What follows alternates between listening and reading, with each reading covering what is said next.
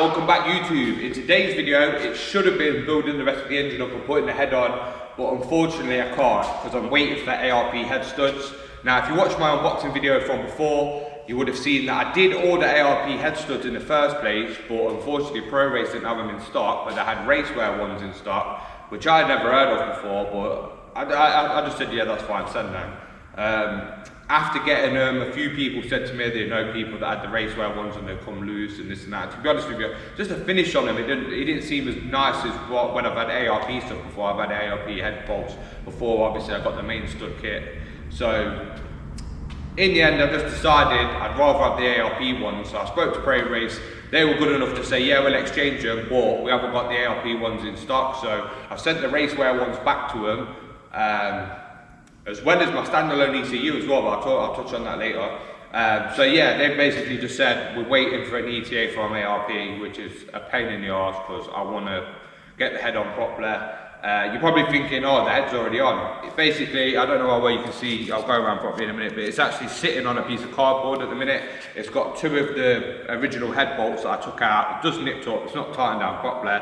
Just so I can start mocking up, getting an idea. You can see I've put a few bits on. What I'm going to do is I'll go around, I'll just showcase where I'm at the minute. There's little bits and bobs I've been doing, I'll talk you through little plans here and there with what I'm planning to do. So I just wanted to give you like an update because it's been a while since I did the build one, obviously the bottom end's built. So I just want to touch over the little bits here and there that I've been doing, trying to work around the fact that I can't put the head on properly yet. So what we'll do is I'll do a little showcase first, look at everything close up, and then we'll come in closer and I'll go through parts that I've decided with, what my kind of plans are and what I'm not too sure on yet, that kind of stuff. So yeah, without any further ado, let's have a little look around it and then we'll get back to it.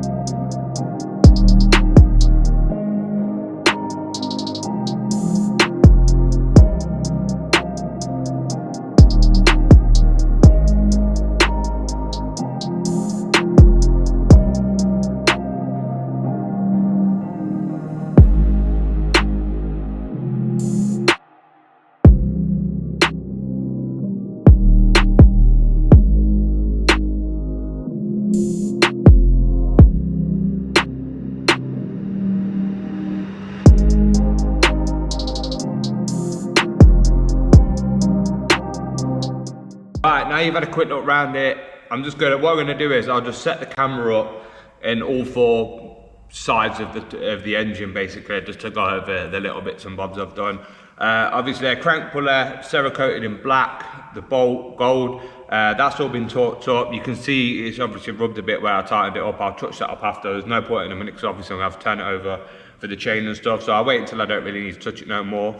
Brand new water pump, which I Cerakoted in Glacier black as well, and the pulley, gold bolts, so that's all nice and tightened up. I put the engine mount bracket back on, and then obviously the bracket that holds a lot of the auxiliaries and stuff, I've done that in gold as well. What I've done is the alternator and basically all the stuff that goes on here is going to be in black, so it's not too much gold. I wanted a bit of the gold but not too much, so everything going nice black, so it will tone that down a little bit. As you can see, I've got the sealer plate basically. It's a brand new plate with the seal, not just a seal. Obviously the bolt's been done in the gold as well, so that's been sealanted. So basically this side of the engine's pretty much done. Obviously you get your auxiliaries and stuff here, so yeah, there's not really much to show, but that's that end done. It's just nice and clean now. I'll put more on as I get to it. So let's spin around to the front now. Right, as for the front of the engine, there ain't really a lot to show you other than I'll show you the inlet manifold in a minute. One thing I want to touch on is the oil filter housing and what plans I had for the oil filter running an oil cooler. So obviously your oil filter housing, when you put the two O-rings in, obviously again this has been coated in Cerakote Glacier black, it would sit like that, and then the filter goes inside and then this cap goes on the bottom. And then what I've got is I've ordered a oil cooler sandwich plate, and I basically ordered all the bits to go on it. So this is the cap that would usually go on the bottom. So you basically sandwich it in between. Again, let me get this bit. But you'd have a heat exchanger. So you basically end up like stacking it which would go like on this side. I didn't really want to be stacking it, so what I've been trying to do is I've been trying to delete the heat exchanger, and what I would do is either loop the pipes here, or ideally stop them at the source, either loop them at the source or cap them, whatever. Just been having problems trying to fit it together because you need different fittings to try and, that you basically, with this kit, you get a tube. I'll put a photo of it now.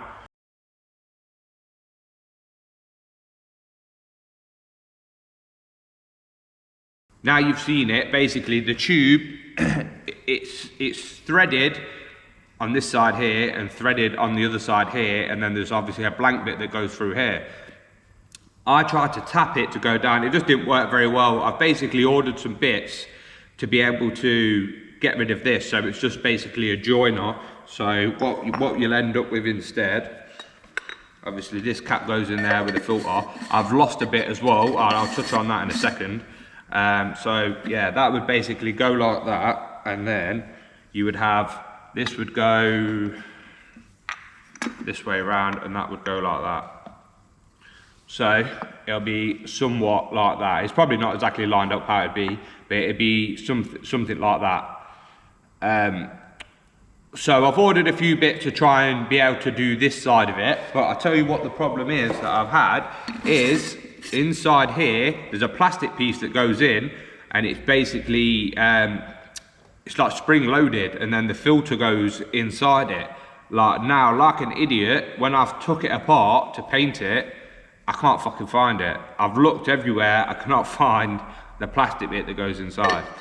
So what I'm going to do is, obviously I'm going to carry on looking for it, but I've already spent ages. I'm going to ring Volkswagen and see if you can get the inside, or what I'll do.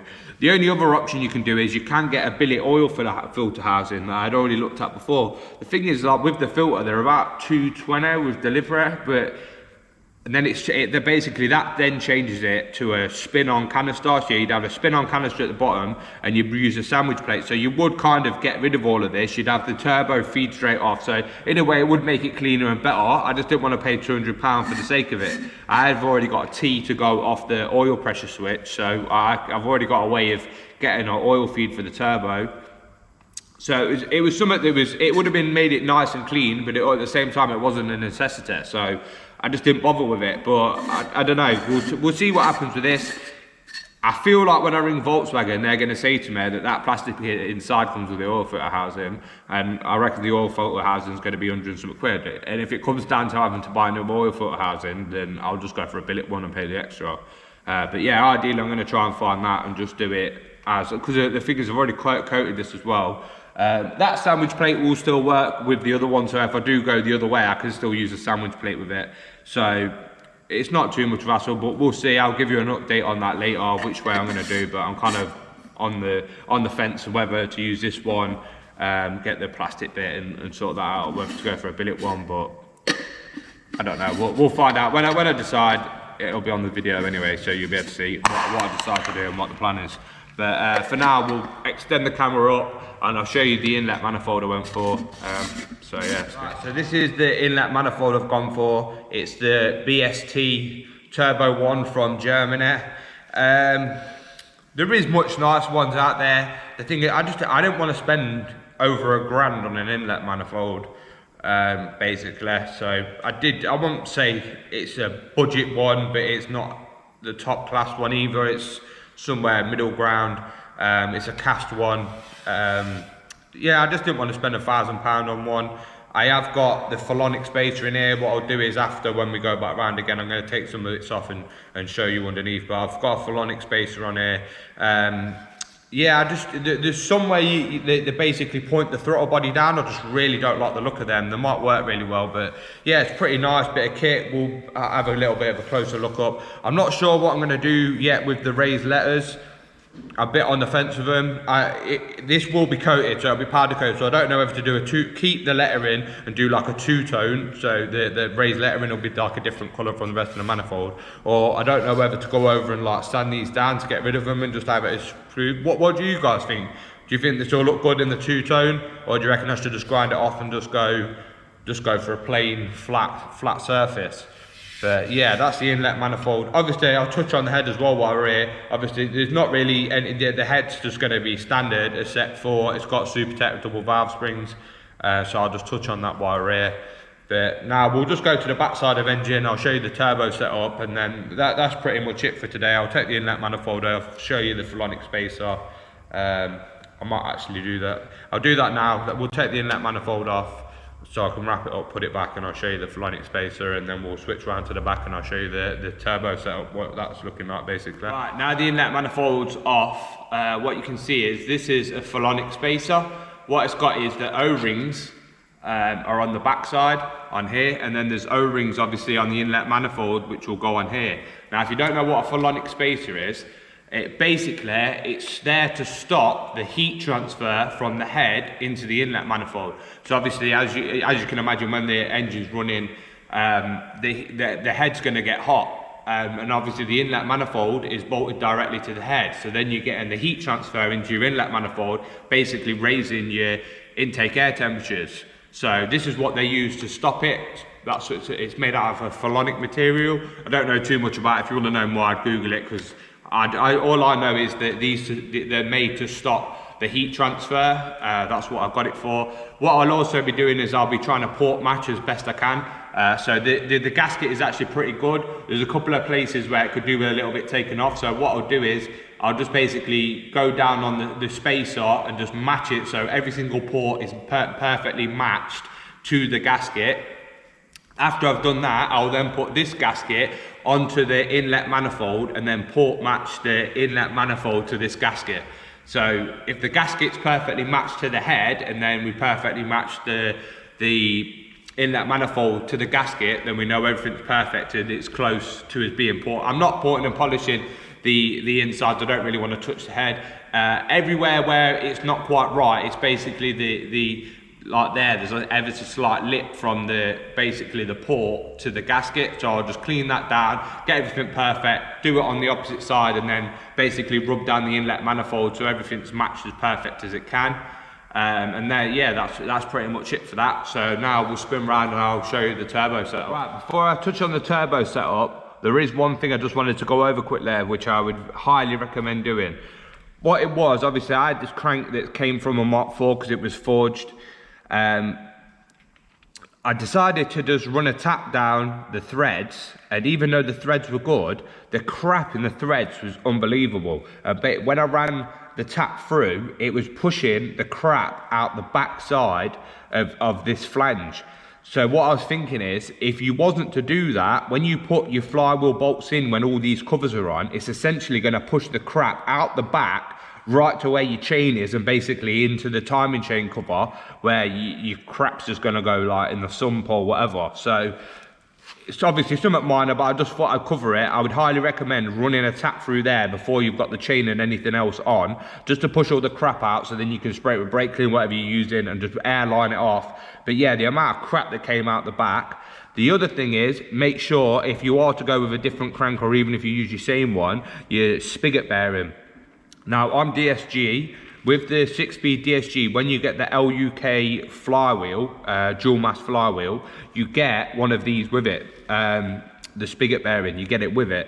Now this crank that I'd got, fortunately for me, didn't already have one in, because it can be a bit of a pain in the arse to get out. You basically have to use like an expander with a slide hammer to pull them out.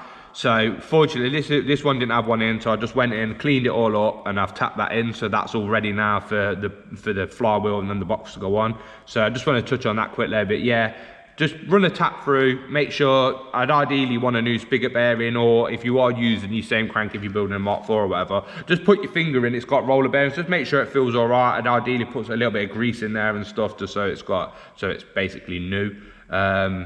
So yeah, now we'll move around and show you the turbo setup. Right, so here's the turbo setup. We've got the GTX 3582R Gen 2. This is a Pulsar turbo, it's not a genuine Garrett. I'm not sure yet how we're going to clock it. I've got it sat this way at the minute. The way I see it, unless you've got a reverse rotation one, which Pulsar don't do, you can get it in a genuine Garrett one. Basically the reverse one, this would basically be sitting the opposite way around. It's like the mirror image. So basically the way I see it, I've got two options. I either leave it kind of how it is now and come out the top, either going that way, not sure yet, or you can have it somewhere down the bottom, but your problem is you've got your 4x4 unit here. So you'd have to kind of have it almost pointing straight down, and it'd have to kind of go around the 4x4 unit.